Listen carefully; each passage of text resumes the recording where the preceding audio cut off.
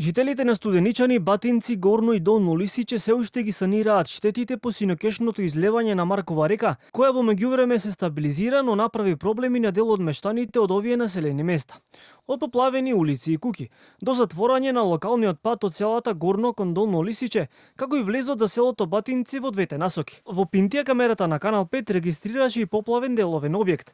Екипите на водовод и канализација веќе беа на терен и работеа на решавање на проблемот.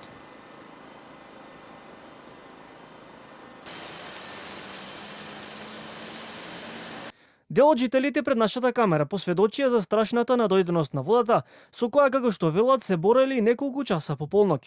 Да прелије овде на Маркова. Ама се спаси, поминала на кај Лисиче, горе на мостот на Пругана и се повлече. Со багери, камиони, песок носеа, спречуева да не оди водата на кај село. Дупнава ден деците да оди у ниви, да оди водата, мостот. Страшутија беше. Тоа народ беше, тоа цело село беше тука.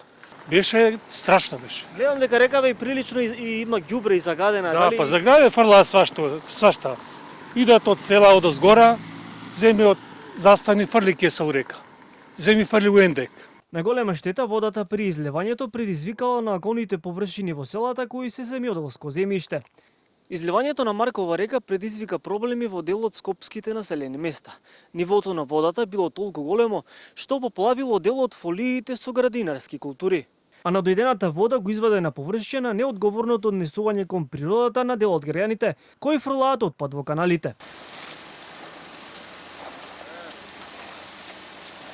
Освен во Скопскиот регион, обилните дождови и високиот водостој на реката Вардар направија проблеми во Велешко. На мостот на реката кај Вашино село, сообраќајот е привремено затворен за сите видови на возила.